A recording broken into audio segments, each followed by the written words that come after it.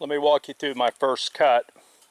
I set the blade to the top of the bark, and then I move along until I find a high point. I start cutting, and I cut the length of this. Oh, that's what I'm tripping on. Anyway, I cut the length of this, and when I pull the slab off, let me get this on the ground. When I pull the slab off, I've got this nice, clean, flat cut. Again, remember, this end down here where I'm at is actually lower than that other one, so by jacking it up, I've got this nice, clean cut. I'll come back and make a 1/4 inch cut at this point. I've got to make sure that this flat will line up with my dog, and at this time it will. Oh, one other thing. When you turn this thing, remember, it's jacked up and it's going to try to fall. So have yourself an escape route. But anyway, I'm going to cut this 1/4 inch, maybe once or twice. And I may or may not show you the results of that, but you have a clue as to what it looks like now. All I'm trying to do is make sure that when I put this down, that no part of this tree is going to interfere with the saw blade guards going through. It cuts up to a 26-inch log, and that's true, but you can't cut right through the center of a 26-inch log because the throat of the saw is not that big. There's mechanical limitations to every piece of equipment, and you need to bear that in mind, and don't ask something to do something it wasn't designed to do. Check it out. We've cut the bottom, we've cut the side. The sides are on the dogs. This dog has to be a little bit taller. One thing I want to add, make sure that you screw those dogs tight.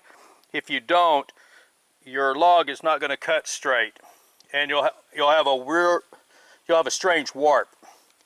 All right. Now, the same process as before.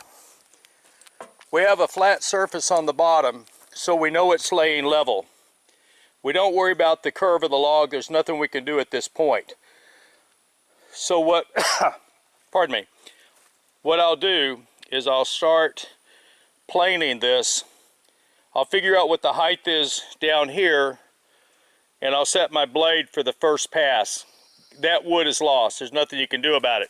After that, it'll be 1-inch increments. Let me show you the indexing wheel.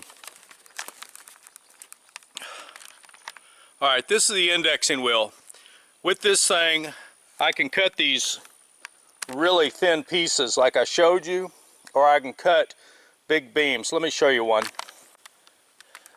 There's enough enough videos out there of people cutting wood. I don't need to show you one. So now what we start doing is cutting. Using that index wheel, I can make my layers down through this very, very accurately. Two ways to do this. One, once you have your flat surface, you can set your small framing square on here and come back and pencil your lines. Something that I do from time to time is I'll take an index card against the ruler, set my lines down the length of it, and glue that thing on.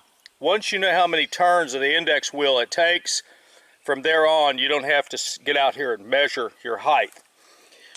One other thing, to protect your dogs, actually your blade, you can set the framing square down and you can measure the height to your blade, in this case up here, and then you can come over here and you can measure the height of your dog and see if your blade is anywhere close.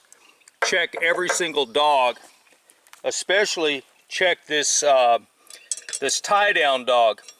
This handle right here and this black piece coming out can interfere with the saw, or you can nick it. So be real careful of that. Alright, I'm going to make my passes. I'll show you a couple of the boards, and then I'm going to call it a wrap, because I'm not going to insult your intelligence with running a saw. Alright, I've made my second cut. Here's my board right here. You can see all this dirt came off of the blade. But what I want to tell you is I'm almost ready to start cutting boards out of this, maybe one more pass. But you don't want to throw this away. If you look, for about 6 feet, you have real good straight grain. It's about 1 inch thick. And if you let this cure out, you could get a 1x6 out of it. Again, this is hickory. That stuff's expensive. So you don't want to waste this wood. This piece right here, in spite of the fact you could get a 1x6 out of it, I'm going to go ahead and trash it. And I'm going to start saving everything from here on down after I make the next cut. Maybe 1/4 of an inch, just to get rid of some of this cambrium and xylem. The life of the tree is right out here, and this wood has no structural strength, nor does it have any type of commercial value apart from fertilizer.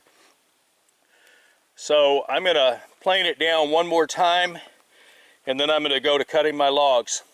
I'm going to show you one thing real quick before I do that. Alright, that was 3 turns of the index wheel, I believe, and I'm sitting right at 1 inch. That's 1 inch, so I'm not out by much, out by 1/8. About 1/4 turn is 1/8 of an inch. I think a full turn, just slightly more than 1/2. Anyhow, that's a way you can check your cuts with a framing square. It's quick, it's easy, it's painless, and once you pay for the framing square, it's inexpensive.